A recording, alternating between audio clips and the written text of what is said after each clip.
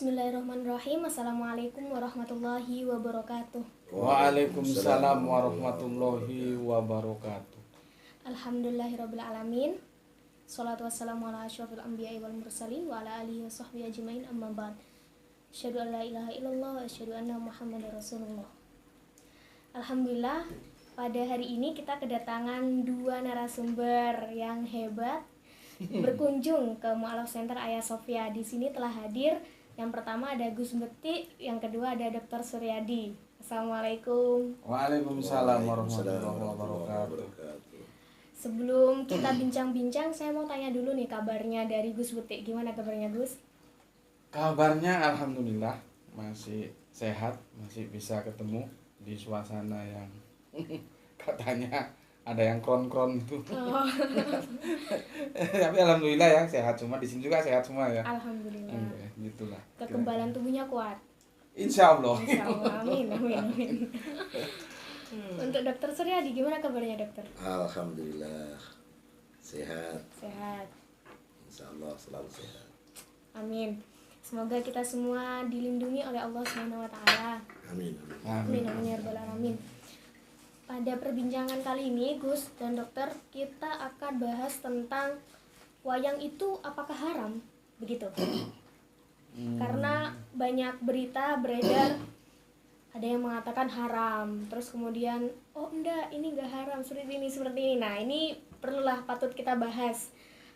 Apa yang sebenarnya hukum yang bisa kita beri atau kita tahu tentang wayang ini, ataukah memang ini sebagai sarana untuk dakwah atau bagaimana gitu.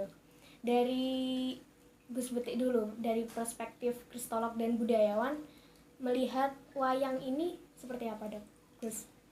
Ya, kalau kita lihat sebetulnya wayang itu kan konteksnya harus dilihat dulu, bahwa dia itu kan hadir dalam perspektif budaya, bukan agama, kan begitu. Nah, kemudian kita harus bisa memposisikan budaya dan agama itu harusnya bukan bertanding tapi bersanding gitu loh. Nah, sementara nanti kalau jatuh ke konteks hukum itu berarti nanti kalau halal haram kan itu teori hukum fikih yang masuk kan. Kita harus tahu bahwa itu kan tidak qot'i. Ketika tidak qot'i itu mau dibawa kemana aja bagus ya, mau ke majelis tarjim, mau ke bats masail juga itu monggo-monggo saja, itu silakan saja. Tetapi kalau yang namanya qot'i itu cenderung nanti ada peluang untuk berbeda pendapat. Nah, demikian karena ini mengasuh konteks budaya, seharusnya bersikap wise lah kalau berbicara tentang budaya, supaya kalau orang Jawa bilang banyu niki ora butek to sing dirai ora ono gitu. Jangan membutekkan, cuma mengeruhkan suasana. Tapi kita harus tahu, kalau aku lihat video itu kan sebetulnya 4 tahun sudah usianya. 4 tahun yang lalu itu. Bukan video kemarin sore. Artinya what happened? Ada apa sih di balik semua ini gitu. Kalau aku sih sebagai orang yang suka berpikir dalam kerangka akademis, perbedaan itu tidak ada masalah. Cuman ya memang ketika itu menyangkut konteks budaya dan itu masuk dalam, apalagi ini pun peradaban lama loh ya. Usianya bukan wayang itu sudah ada gitu. Jadi harus dipahami kan ketika Kanjeng Nabi itu para sahabat akan berangkat dakwah kan, dalam satu kisah itu juga memberikan sebuah ancar-ancar apa yang sudah menjadi milik mereka, gampangannya gitulah. Itu harus diperhatikan juga selama itu tidak diametral dengan akidah gitu loh. Kan begitu. Nah, sebagai contoh kan kita juga tidak bisa menafikan atau menghukumi begitu saja kan, karena konteks historisnya wayang itu sebuah karya seni adiluhung yang dengan cerdas diambil oleh Sunan Kalijogo kan untuk media dakwanya, dan alhamdulillah seperti yang kita lihat Nusantara ini bisa diwarnai oleh Islam kan begitu. Masalah nanti ada pihak yang menganggap bahwa Sunan itu cerita-cerita 9 wali itu cerita-cerita yang tidak bisa dipertanggung jawabkan, ya silakan saja, tapi harus dibahas juga, harus dibantah secara akademis. Kan itu fakta sejarah, tidak mungkin lahir di ruang kosong kan, dan itu sudah diajarkan sejak lama. Tapi dalam dunia akademis kan semuanya boleh, selama itu disampaikan secara bijak, silakan saja gitu loh. Sekarang kan pertanyaannya, lalu siapa yang membawa Islam ke Nusantara? Apakah dia dibawa angin utara tiba-tiba masuk ke Nusantara dari Mekah Madinah sana? Kan ya enggak juga gitu. Boleh, jadi kalau misalkan tidak setuju boleh sampaikan argumentasinya secara akademis, nanti kita bedah bareng. Kalau memang benar ya kita ambil, kalau salah ya harusnya yang aku salah gitu. Jadi kalau ditanyain bagaimana teori hukum fikihnya, itu memang jatuhnya nanti itu bisa jadi debatable gitu loh. Sekarang pemahamannya itu tekstual atau kontekstual itu juga bermasalah. Seperti rokok aja, ini kan debatable. Ada yang bilang haram, ada yang bilang enggak, ya. Apalagi musik juga, itu kan debatable. Makanya hati-hati. Jadi kalau memang kan kita tidak bisa dong memaksakan pendapat orang harus seperti pendapat kita, kan tidak bisa. Dalam dunia akademis itu perbedaan itu sesuatu yang naturali kan, karena bacaan kita beda, kerangka berpikir kita beda, kehidupan masa lalu kita juga beda. Yang kita lihat sama-sama aja sebuah film, kita lihat sama filmnya, nanti kesimpulannya orang yang nonton bisa beda-beda. Cuman ya itu tadi harus ada wise, ada hikmah, kebijaksanaan bagaimana mau menyampaikannya gitu ya. Seperti aku misalkan, aku dalam kerangka yang tidak percaya bahwa Kanjeng Nabi itu Kanjeng Nabi Isa itu nanti katanya turun lagi gitu ya. Publik kan mengatakan begitu. Tapi kan aku menyampaikannya dalam kerangka berpikir akademik. Artinya aku tetap menghormati bagi mereka yang percaya gitu loh ya. Dan dalam berpikir akademik kan enggak bisa main paksa. Aku suruh dipaksa mengikuti pemikiran mereka bahwa nanti turun lagi juga enggak bisa. Sebaliknya aku juga enggak bisa memaksa dia ya. Jadi harus ada wise gitu loh. Nah, memang kalau sudah dalam konteks budaya itu ada perasaan. Itu masalahnya. Ada perasaan yang harus diperhitungkan. Jadi bagaimana aku harus berbicara ya. Misalkan orang bilang tapi yang sedang rame-rame itu yang ngomong itu nggak memberikan vonis haram memang. Enggak. Dia tidak bilang proses pembicaraan itu di awalnya loh kita lihat dia tidak bilang bahwa itu haram, enggak gitu loh. Cuman kalau kita melihat kerangka berpikir orang kan konteks kan tidak bisa lepas dari teksnya juga, itu kan harus dilihat keduanya ya. Tapi apapun adanya bagiku begini. Misalkan orang yang memahami rokok itu haram, kan nggak bisa kita paksa, kita suruh mengikuti yang rokok itu halal ya. Begitu juga yang halal gitu loh. Jadi kalau misalkan itu untuk dirinya sendiri ya silakan aja. Seperti aku kan kerangkanya akademis. Menurut kerangka yang aku pikirkan seperti itu, Kanjeng Nabi Isa tidak turun lagi. Pertama, seperti kerangka berpikiran yang aku pikirkan bahwa Kanjeng Nabi Muhammad tidak buta huruf. Nah, itu aku tidak boleh memaksakan kepada pihak lain. Pihak lain pun tidak boleh juga memaksakan aku mengikuti. Jadi harus ada saling hormat dan disampaikan secara bijak gitu. Jadi kalau aku lihat video itu, pertama dia tidak mengharamkan, tapi meskipun begitu kita tahu kerangka berpikir dia menjatuhkan wayang itu pada kerangka berpikir seperti apa sih gitu ya. Nah, kalau aku begitu, dan aku tidak setuju kalau itu dibawa ke ranah hukum. Nah, itu penyelesaiannya harus teologis.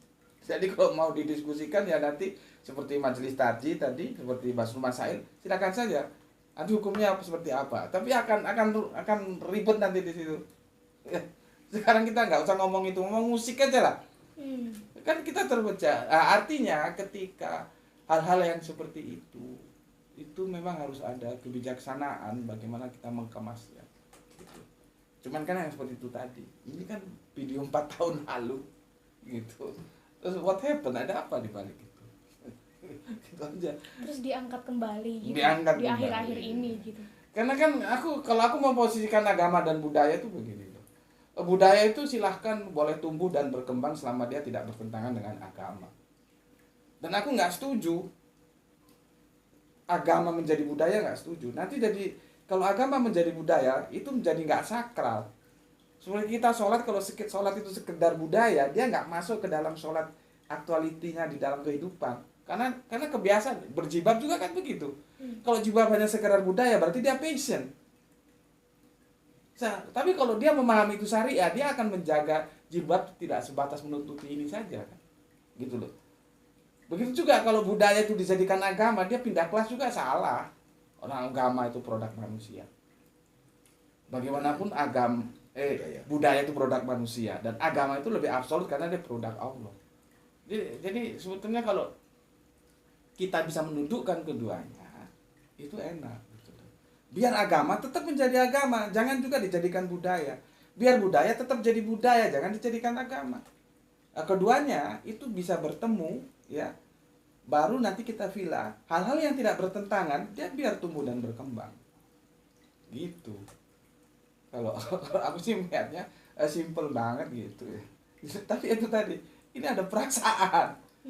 Ya, menyangkut budaya. Dan kita dilahirkan itu, produk kita ini oleh Allah diproduk sebagai makhluk beragama dan makhluk berbudaya. Jangan lupa gitu loh. Dua-duanya itu ada pada kita. Cuman kan kalau agama itu top down ya, dari atas ke bawah dia absolut. Kalau agama itu kan bottom up. Dia tumbuh ke atas berdasarkan perkembangan peradaban. Ya, kalau Jawa, Arab, India, Cina begitu, Jepang, Eropa begitu, masing-masing. Jadi lokalitas sebetulnya. Kalau agama itu universal, gitu loh. Wayang itu ramenya di mana? Ya di Indonesia, itu pun khususnya tanah Jawa kan. Kalau agama itu universal, yang namanya Islam ya sholat 5 waktu, di ujung manapun ya sholatnya 5 waktu gitu loh. Jadi kembali mungkin apa Gus ya? Kemasan ya. Mengkemasnya itu seperti apa supaya tidak ada ketersinggungan, gitu aja sih kalau. Kalau menurut Dr. Suryadi tentang wayang ini sendiri seperti apa? Ya, kalau kita bicara soal kaidah fikih ya, kita ini kan mengenal dua ranah, ibadah dan muamalah. Kalau saya lebih suka menyebutnya ibadah mahdoh dan ghairah mahdoh. Nah, kalau sudah bicara soal muamalah, maka hukumnya semuanya bebas, halal, boleh saja, sampai ada larangan. Dan itu terbalik dengan ibadah. Kalau ibadah itu semua haram, sampai ada tuntunan, sampai ada perintah. Sholat itu haram, puasa itu haram, kalau tidak ada perintah, kalau tidak ada tuntunan. Coba nanti sholat zuhur 6 rakaat, biar lebih dekat dengan Allah karena lebih banyak, apa begitu? Nggak bisa. Jadi ibadah mahdoh itu hukumnya semua apapun haram, sampai ada tuntunan, sampai ada perintah, baru halal. Begitu muamalah lain, semua sakarmu bebas merdeka, halal, nggak boleh haram, sampai ada larangan. Nah, begitu ada larangan, jatuhlah dia haram. Nah, oleh karena itu ketika kita bicara wayang itu bagian dari budaya, tadi sudah sampaikan. Dan ini tentu urusan muamalah, gitu kan ya. Nah, kalau sudah urusan semacam ini, ya landasan dasar hukumnya yang pertama harus digunakan adalah ini barang halal. Baru kemudian barang muamalah ini lalu bisa menjadi haram jika di dalamnya mengandung hal-hal yang dilarang oleh agama. Oleh karena tadi saya setuju sekali dengan ucapan Gus Betik bahwa ya ini bisa ditarik kemana saja, mau diharamkan bisa, mau dihalalkan bisa. Apalagi ini wayang ini kan sudah menjadi sesuatu yang bisa menjadi sesuatu yang disajikan sebagai sebuah tontonan atau konser atau apa gitu ya. Seperti tadi musik itu ya lagi-lagi kaidahnya adalah halal, tapi juga bisa haram. Bagaimana musik menjadi haram? Misalkan kemasannya bagaimana musik itu? Misalkan musiknya konten, misalkan kalau dihubungkan dengan ada irama, ada lagu, ya, terus kemudian ada pembawa dan lain sebagainya, di situ akan terlihat. Kalau misalkan kita tengok misalkan Rumah Irama dengan kemasannya, lagu-lagunya, La ilaha illallah, tiada Tuhan selain Allah, kontennya bagus, penyajiannya juga bagus, karena dia menyajikan dengan santun dengan penampilan yang benar. Lagunya benar begitu, lalu disajikan oleh orang yang tertelanjang dengan gerakan-gerakan erotis. Apa lalu menjadi halal. Haram. Wayang juga demikian. Wayang juga dalam konteks ini, wayang juga bisa mengandung hal semacam itu maksud saya. Bisa seperti itu. Kalau misalkan di dalam penyajian wayang itu, ya, lalu ada ritual-ritual tertentu yang dilakukan oleh misalkan si dalangnya, misalkan begitu. Atau di tata konsernya itu lalu ada hal-hal yang tidak dibenarkan. Misalkan sindennya atau apanya yang kemudian ya tidak pada tempatnya, maka itu bisa menjadi haram. Tetapi kalau kemudian wayangnya sendiri, apakah haram? Kalau sepengetahuan saya, ya, wayang itu dalam konteks Indonesia itu sudah diislamkan oleh, jadi katakan Sunan Kalijogo. Mengapa saya katakan sudah diislamkan? Karena setahu saya wayang itu dilandasi kisah tentang sesuatu yang ada di India sana. Itu yang saya ketahui. Ya. Jadi asal muasal kisah-kisah tentang pewayangan itu adalah berasal dari India sana. Nah, sehingga nama-namanya pun kalau yang kita kenali wayang kulit di Indonesia ya, di Jawa ya, misalkan itu kan ada Kurawa, ada Pendawa, lalu ada 5 orang, ada Arjuna, ada Nakula, Sadewa, Bima dan sebagainya, ada Sri Krishna dan sebagainya. Itu memang menggambarkan bahwa asal wayang itu dari India. Kalau tidak dari konteks itu. Tapi begitu di Indonesia, maka kisah-kisah wayang pun menjadi bergeser. Lalu kemudian nilai-nilai filosofis yang terkandung di dalamnya juga sudah bergeser. Jadi ada sentuhan-sentuhan nilai-nilai Islam yang dimasukkan di dalamnya, bahkan lalu menjadi media berdakwah. Misalkan saja ada kisah jimat kalimat soto. Jimat kalimat soto. Kalimat soto kalimat syahadat. Nah, gitu kan ya, asik banget itu jimat kalimat syahadat. Bahkan kalau adik tahu misalkan di dalam Pandawa itu 5 orang lelaki ini ya, Arjuna, Puntadewa, lalu Nakula, Sadewa, Bima, itu sebenarnya di situ ada kisah kisah poliandri. Karena istrinya Puntadewa itu siapa ya? Puntadewa lupa ya. Itu karena hasil lomba dimenangkan oleh Arjuna, lalu oleh ibunya Dewi Kunti itu disuruh membagi kepada semuanya. Karena ini hadiah, maka semua saudaranya harus mendapatkan yang merata. Akhirnya menjadi istri 5 orang. Ya, jadi istri ini, tapi begitu masuk Indonesia kepegang tangan Sunan Kalijogo, enggak, tapi menjadi istri Puntadewa dan tidak menjadi istri yang lain. Jadi begitu luar biasanya para sunan ini memanfaatkan budaya ya sebagai sebuah ranah budaya yang saya sebut sebagai bagian dari muamalah, ranah yang fleksibel untuk dimainkan, maka kemudian diberi warna. Nah, pewarnaan itu membuat kita lalu sekarang ini kalau lalu muncul kata-kata wayang haram, wah itu ya menimbulkan banyak masalah, banyak benturan. Haramnya di mana kalau sudah nilai-nilainya seperti itu ya, kontennya sudah seperti itu. Walaupun saya katakan tadi kan di awal bahwa kalau kemudian ini ditampilkan dengan tampilan yang bertentangan dengan syariah, ya bisa jadi haram. Ya tadi ya, bagaimana menyajikannya seperti lagu yang seindah apapun ya, seislami apapun, kalau penyajiannya kacau ya menjadi haram. Jadi duduk perkara harusnya begitu gitu loh. Jadi tidak bisa hitam putih, wayang haram, musik haram, ini haram, tidak bisa begitu, loh. Apakah yang mengharamkan itu nggak punya dasar? Ya tentu ada dasarnya. Cuma masalahnya dasar itu kan juga harus hati-hati. Seperti saya katakan tadi, karena dasarnya adalah kalau sudah muamalah atau ibadah ghairah mahdoh itu hukumnya halal sampai ada larangan. Lah ada nggak larangan? Misalkan musik tadi ya, musik kita apakah ada hadis Nabi yang melarang? Ya, ada. Tapi setelah saya baca rata-rata hadis itu kaitannya bukan musik berdiri sendiri. Musik dihubungkan dengan tarian, dihubungkan dengan sutra, dihubungkan dengan khomer. Nah, loh, ini berarti apa? Konteksnya apa? Nah, gitu. Sementara Kanjeng Nabi pernah memerintahkan bermusik ketika hadir dalam sebuah jamuan pernikahan. Nah, gitu kan ya? Lalu kok larinya begini? Oh ya boleh, musik pokoknya hadrah. Nggak kena dong. Nggak kena, musik ya musik.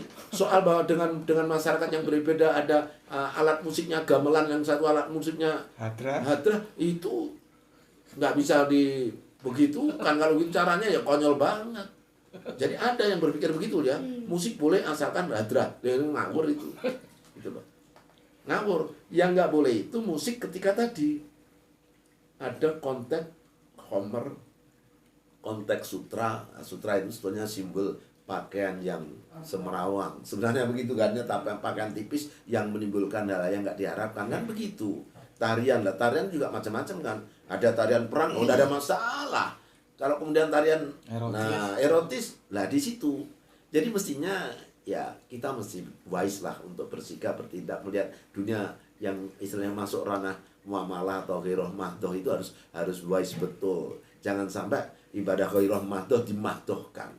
Yang sering terjadi Mbak Mas, kasus-kasus model penghukuman semacam ini ya, itu adalah memasukkan dunia-dunia muamalah ke dalam dunia mahdoh atau ibadah mahdoh. Akibatnya haram halal, haram halal, haram haram. Padahal nggak bisa begitu ya, seperti rokok tadi. Ya. Dan nah di sini yang harus kita pegang. Ketika seseorang mengharamkan atau menghalalkan sesuatu yang sifatnya zoni semacam ini, bukan qat'i semacam ini, maka itu biasa saja. Ya. Dan tidak perlu lalu dihebohkan. Justru saya menjadi aneh, maka Gus Beri tadi bilang, what happened? Ada apa? Kok gini aja kok dihebohkan? Sampai Ustadz Khalid Bahasa Lama harus minta maaf. Lalu kalau menurut saya, kalau saya jadi Khalid Bahasa Lama, saya nggak akan minta maaf. Kalau memang dia punya sikap dan dengan landasannya kan gitu kan ya. Ngapain harus minta maaf? Karena dalam konteks seperti ini berbeda itu biasa. Sama ketika Muhammadiyah menyatakan bahwa rokok itu haram, ya. NU nggak marah, tapi NU menyatakan no. Karena itu loh, no smoking itu artinya kan NO smoking kan gitu kan jadinya. Kan guyonannya gitu, no smoking itu berubah menjadi NO smoking. Kenapa? Karena NO menolak itu. Dan memang kalau kita jujur, nas qat'i tentang rokok haram nggak ono. Tetapi kan Muhammadiyah mencoba melihat bahwa merokok itu bisa merugikan kesehatan, bisa merusak kesehatan. Kan gitu kan ya. Nah karena itu merusak kesehatan, merusak kesehatan itu kan barang terlarang.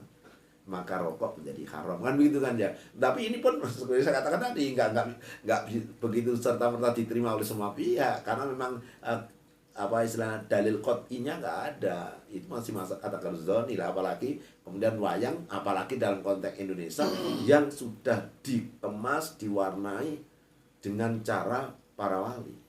Satu contoh lagi, ada kebiasaan di masa lalu ya yang kemudian dikemas oleh para wali juga. Misalkan kalau ada keluarga yang meninggal, lalu ada selamatan 1 hari sampai 7 hari, lalu ada selamatan 40 hari, lalu ada selamatan 100 hari, lalu ada rawan 1000 harinya. Kan gitu. Peristiwa itu terjadi di masa lalu dan kemudian yang datang di dalam peristiwa itu banyak. Nah, kedatangan orang banyak di sebuah event tertentu bagi seorang pendakwah, wah ini ruang kesempatan untuk berdakwah. Maka kemudian diikuti, masuklah di dalamnya. Sampai hari ini pun masih dijalankan kayak gitu. Padahal sebetulnya dalam konteks itu para waliullah ini, para sunan ini sebetulnya memanfaatkan, lalu diisilah dari yang nggak jelas menjadi diisi dengan zikir, diisi dengan puji-pujian, diisi dengan doa, gitu loh. Nah, jadi itu artinya apa? Terjadi proses tanda petik, saya sebut itu islamisasi. Jadi sesuatu yang semula tidak ada makna Islamnya lalu menjadi bermakna Islam, gitu loh. Nah, seperti itu kasusnya seperti itu. Nah, kalau kita misalkan mencoba mencari landasan, ada nggak perintah bahwa kalau ada kematian itu 1 sampai 7 hari harus begini, terus 40 hari harus begini? Nggak ada. Dalam Islam ya, dalam Islam nggak ada. Tapi ada historis yang terjadi di bangsa Indonesia. Karena itu ini akan terjadi kan tidak secara universal kan. Ya, itu terjadi secara lokal kan. Nah, seperti itu. Apa lalu kita mau berani menghukumi bahwa misalkan yang disebut dengan tahlilan itu ya, tahlilan untuk kematian itu adalah barang yang haram. Misalkan, ya susah juga. Karena konteksnya begitu. Dan tahlilan itu apakah ibadah madhoh? Enggak. Itu bukan ibadah madhoh itu. Termasuk muamalah, termasuk budaya atau ghairah madhoh. Gitu loh. Bisa berkonotasi kebaikan, bisa juga keliru kan gitu loh. Jadi ini yang harus dimainkan seperti itu, sehingga kemudian kalau ada peristiwa semacam ini ya tidak perlu heboh lah. Dan apalagi kecil banget menurut saya begitu. Justru saya yang sedih adalah ada kecenderungan era-era sekarang kita ini suka menghebohkan segala sesuatu yang sebenarnya tidak perlu dihebohkan. Sehingga Gus Betik bilang, ada apa? Dan mohon maaf, seringkali lalu yang ditunjuk sebagai negatif, lalu masyarakat Muslim, lalu tokoh Islam. Itu yang menurut saya justru menyedihkannya di sana, gitu loh.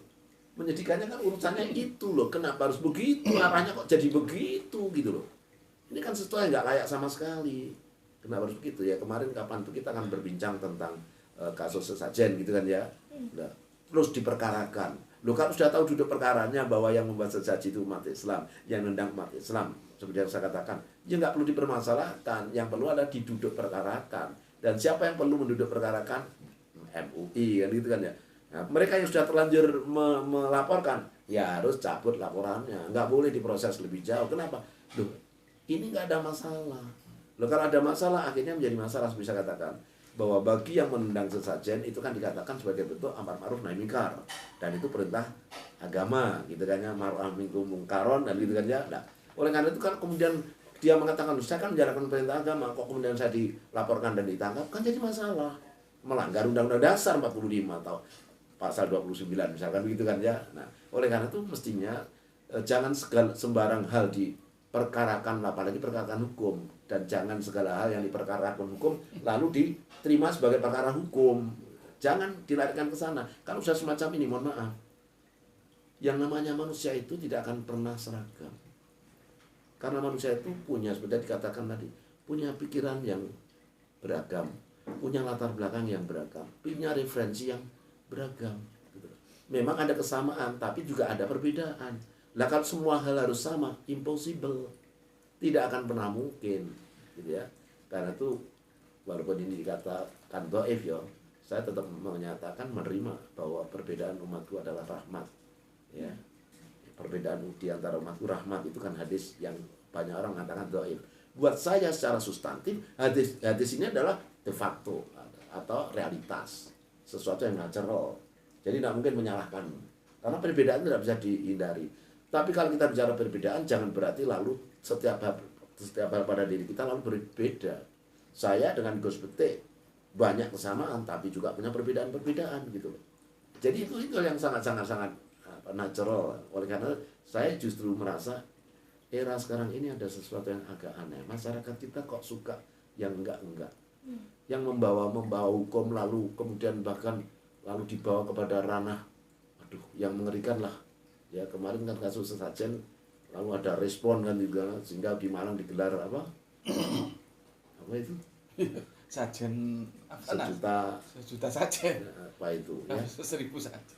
Nah, jadi ini yang menurut saya, tolong deh masyarakat jangan apa istilahnya, suasana kehidupan kita itu dirusak dengan hal-hal seperti itu. Karena perbedaan pendapat dan kebebasan berpendapat itu sesuatu yang dilindungi oleh undang-undang, sekaligus hal yang natural.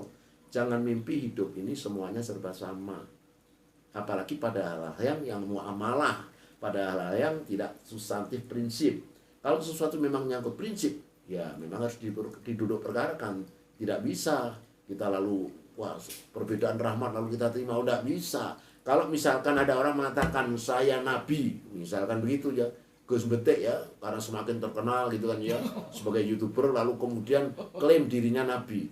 Mbok kayak apapun kita wajib menolak, dan kalau perlu kita tabok ya gitu kan.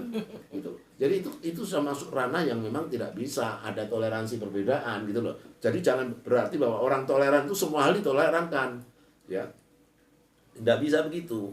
Jadi toleransi itu memang kita harus bersiap menerima ketika ada perbedaan. Tapi ketika kemudian sesama internal umat beragama, misalkan sesama umat muslim, lalu ada yang jelas-jelas jalur keluar dari dasar-dasar yang qat'i, ajaran yang jelas, misalkan bahwa Kanjeng Nabi Muhammad sebagai khataman nabiyin, lalu kemudian Gus Betik mengaku diri sebagai nabi baru, ya nggak bisa. Artinya ada wilayah bisa ditolerir, ada wilayah nggak bisa ditolerir gitu loh. Nah, saya menyayangkan kadang-kadang umat Islam sendiri kadang-kadang kebablasan karena ingin disebut toleran, akhirnya apapun dibenarkan. Akhirnya muncul paham yang namanya pluralisme. Pluralisme yang artinya sebuah isme bahwa perbedaan itu semuanya sama-sama benarnya.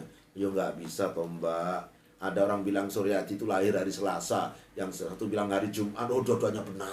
Ya nggak bisa toh Mbak. Ada bilang Suryati laki-laki, oh dia cewek, oh dua-duanya benar. Ya nggak bisa toh Mbak. Adanya benar itu kan adanya salah kan adanya benar gitu loh. Jadi benar dan salah itu sesuatu yang mutlak gitu loh. Nah, cuma apakah yang kita bincangkan itu pendapat saya benar mutlak tadi atau salah kan gitu kan ya. Itu yang harus kita sadari. Jadi saya juga kecewa, sedih karena banyak teman kita yang istilahnya yaitu tadi toleran, tetapi toleransinya menjurus kepada hal yang keliru ya. Tadi akhirnya melahirkan pluralisme. Kalau agama sudah pluralisme, sudah tamat, itu nggak beragama. Itu nggak beragama itu ya. Kalau ada agama kok disikapi secara dengan paham pluralisme bahwa semua agama benar, itu tamat, itu namanya orang yang nggak beragama. Ya, kenapa begitu? Tanya sendiri kepada Bible, kepada Al-Quran, kepada Weda, kepada Tripitaka, apakah benar mereka menyatakan bahwa agamanya dia adalah sama-sama benar dengan agama lain? Tanya itu kitab-kitab suci. Pasti tidak begitu, gitu kan ya. Pasti klaimnya agama masing-masing kitab klaimnya agama yang dibawa itu agama yang benar. Lah kok kita dari luar kok mengatakan semua agama benar? Loh, atas dasar apa saya ngomong begitu?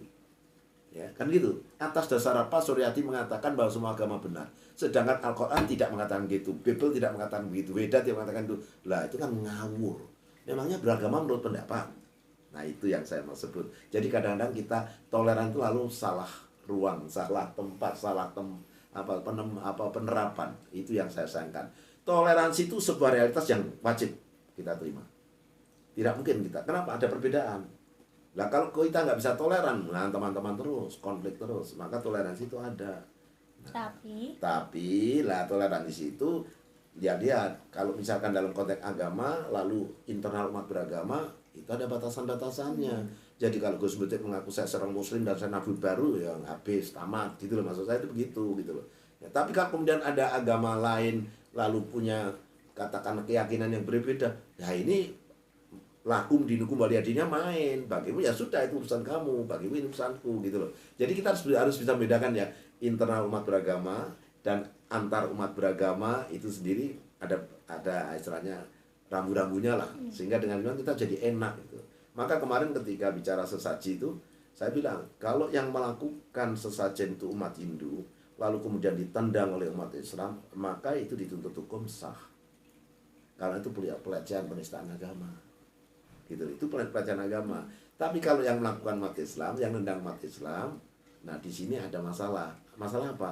Bahwa ada pengertian yang salah di antara umat Islam ini. Nah, di antaranya yang bikin sesaji mestinya nggak bikin, kok yang bikin gitu ya. Yang nendang mestinya tidak dengan cara tendangan, kok melakukan cara tendangan. Nah, di situ letaknya gitu loh ya. Nah, kira-kira begitu kalau menurut saya. Jadi sekali lagi ini ada kesalahan menempatkan porsi.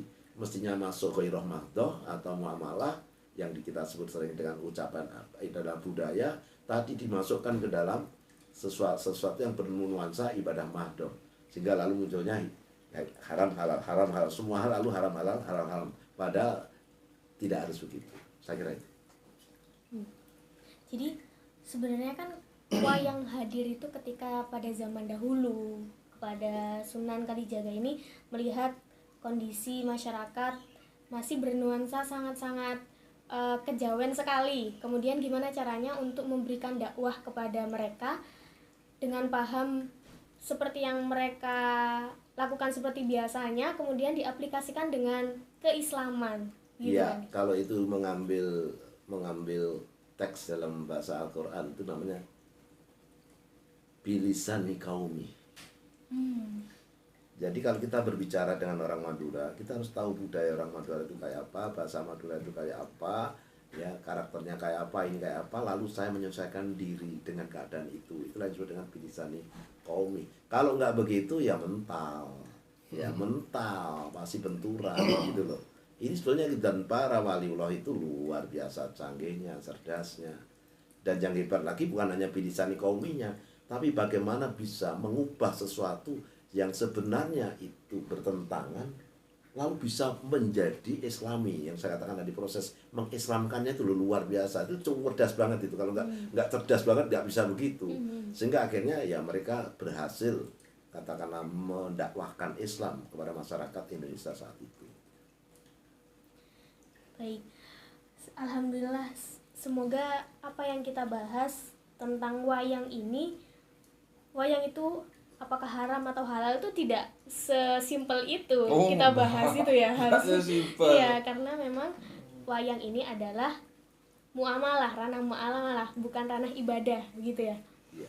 Kalau menurut Gus Beti, kita tarik kesimpulan untuk pembahasan ini seperti apa, Gus? Ya kalau ada kan begini ya, aku ulangi sekali lagi, konteks dia itu tidak mengatakan haram loh ya, tidak mengatakan haram. Makanya ini agak remang-remang juga ngomentari. Tapi kan seandainya kita bisa ketemu, aku bisa tanya, aku supaya nggak remang-remang nih, gue pengen tahu menurut lo itu hukumnya halal atau haram. Tapi kalau kita lihat konteks videonya, dia memang nggak mengatakan haram. Aku untuk mengatakan senang sama pacarku dulu, aku harus nggak ngomong aku cinta kepada kamu kan? Nggak harus kan? Ada teks, ada konteks kan? Nah, memang kita harus hati-hati juga secara teks ya, dia tidak mengatakan itu haram. Tapi secara konteks dia mempermasalahkan. Dan bisa dimaknai dia mengharamkan. Mengharamkan, bisa begitu. Nah, sekarang bisa dimaknai. Seperti kata Dr. Suryadi tadi, coba kalau dia yang menolak, kita pakai bahasa menolak aja lah ya supaya lebih simpel. Yang menolak wayang, dia nonton, kalau dia nggak tahu bahasanya ya, dia bawa penerjemah. Ketika Kinarto Sabdo itu menjelaskan tentang Jamus Kalimosodo atau Ki Anom Suroto lah.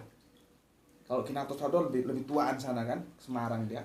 Yang Ki Anom Suroto, atau kalau misalnya nggak bisa, tonton aja wayangnya, cari di YouTube Jamus Kalimosodo.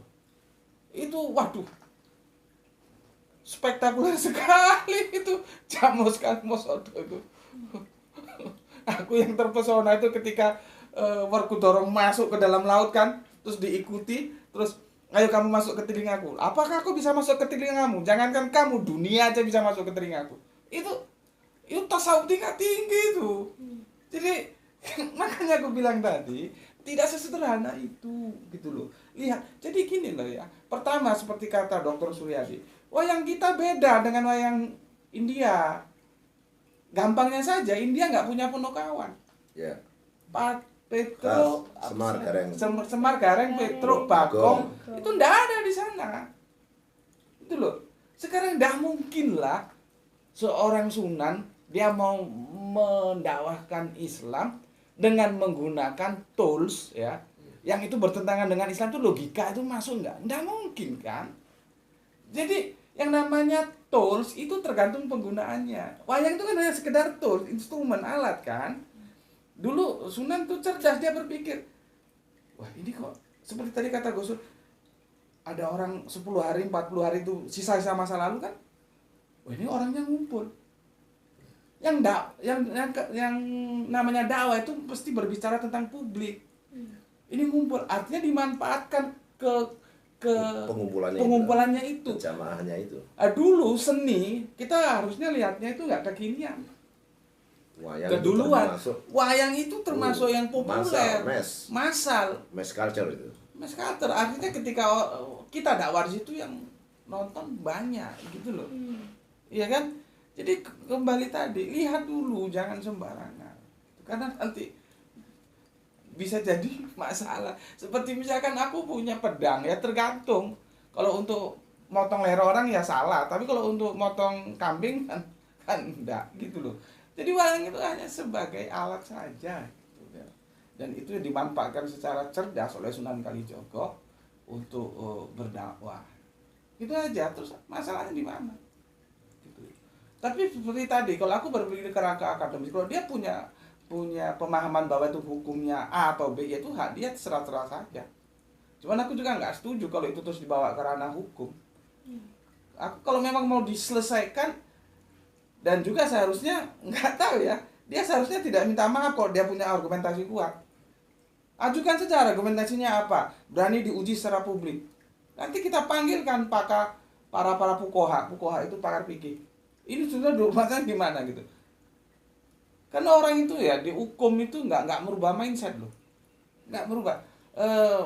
PKI dulu di Pulau Buru itu 20 tahun. Apakah setelah keluar dari Pulau Buru terus otaknya itu nggak PKI lagi? Enggak. Fisik itu enggak. Fisik bisa dihukum tapi otak nggak bisa. Tapi kalau kita jelaskan bahwa Nusantara itu yang sekarang menjadi Indonesia itu, Pancasila itu begini, itu bisa berubah. Begitu juga tentang wayang. Kalau kita jelaskan dengan cara seperti ini, kami menjelaskan, dia nonton gitu, itu bisa berubah kerangka berpikirnya. Tapi kalau misalkan, tapi jangan sampai ya, terus dia dihukum 2 tahun kena. Apakah setelah keluar dari penjara terus dia bilang wayang itu nggak bermasalah? Nggak bisa. Gitu loh. Jadi seharusnya pertarungan kita itu pertarungan akademis. Gitu loh. Seperti aku bikin YouTube itu kan mesti aku bikin batasan ya, bahwa ini dalam kerangka akademis loh ya, gitu. Jadi jangan dibawa, karena kalau akademis ketemu yuridis, ketemu hukum, bonyok. Seperti durian kamu adu sama timun, bonyok, nggak bisa gitu loh. Jadi ada ranahnya. Makanya kemarin aku lihat kan dia depresi banget ya, tekanan ketika minta maaf itu. Seharusnya nggak usah minta maaf kalau dia punya argumentasi kuat, gitu loh. Minta maafnya paling minta maaf saya kok berbeda pendapat gitu seharusnya, dan ajukan argumentasinya apa, nanti kita bisa lihat kalau dia salah kita benarkan gitu. Cuma memang itu saya katakan tadi, kadang-kadang ada peristiwa-peristiwa yang seharusnya tidak masuk ranah hukum tetap saja di ranah hukum, dan contohnya ada proses seperti ya istilah tempat membuang apa itu jin buang anak, tempat jin buang anak. Setelah ungkapan kalimat begitu itu bukan ungkapan penghinaan pelajaran pada ini, bukan, itu ungkapan-ungkapan yang istilahnya penuh dengan muatan culture di dalamnya. Ya ungkapan itu sebuah ungkapan untuk mengatakan sesuatu, dan itu tidak dalam konteks untuk melakukan penghinaan pada masyarakat tertentu. Jadi saya juga heran ketika itu lalu kok jadi proses penghinaan masyarakat tertentu ya. Misalkan kasus pakai bahasa Sunda terus kemudian diperkara dianukan itu ya. Terus kemudian ada tuntutan. Menurut saya kesalahannya cuma satu, ketika menuntut jaksa agung untuk memecat atau mengganti. Nah, itu yang menjadi masalah. Tapi komentar nggak setuju pakai bahasa Indonesia itu bukan sesuatu yang layak diperkarakan oleh hukum juga. Kan si Atria itu kan juga dituntut hukum kan, dilaporkan, dan itu sebetulnya juga nggak layak untuk dilaporkan juga. Cuma yang layak adalah itu tadi, kenapa harus berbuntut memerintah atau meminta jaksa agungnya untuk dicopot. Nah, itunya menurut saya di luar abuse of power, itu nggak boleh gitu. Itu. Tetapi kalau kemudian keberatannya dia mendengar orang menjelaskan pakai bahasa Sunda, sah-sah saja. Karena ketika sudah bicara di DPR, MPR, ini konteksnya adalah nasional, maka bahasa itu ya bahasa Indonesia. Kalau saya dalam konteks itu, saya tanda petik ya mendukung Atrea. Karena memang kalau sudah forum atau forum resmi negara, formal negara, ya kita harus menggunakan bahasa yang ditetapkan oleh negara itu. Gitu loh. Nah, kemudian dia nyelonong pakai bahasa Sunda atau pakai Jawa atau bahasa apa, enggak pada tempatnya. Sehingga ketika misalkan saya komplain, itu sah-sah saja komplain. Sekali lagi begitu. Cuma ketika ada embel-embelnya terus, itu lalu abuse of power, nggak boleh begitu itu. Jangan sampai masuk ke sana. Ya cukuplah ditegur, kira-kira begitu. Baik, alhamdulillah, terima kasih banyak untuk dua narasumber kita yang telah memberikan penjelasan yang cukup ya masuk akal, dan memang seperti itu untuk pembahasan wayang. Kita tidak boleh sesederhana mungkin untuk menghakimi apakah wayang itu haram atau halal begitu, karena memang ini adalah sekali lagi ranah muamalah, bukan ranah ibadah begitu. Terima kasih banyak untuk sesi kita pembahasan wayang kali ini. Saya akhiri. Wassalamualaikum warahmatullahi wabarakatuh. Waalaikumsalam warahmatullahi wabarakatuh.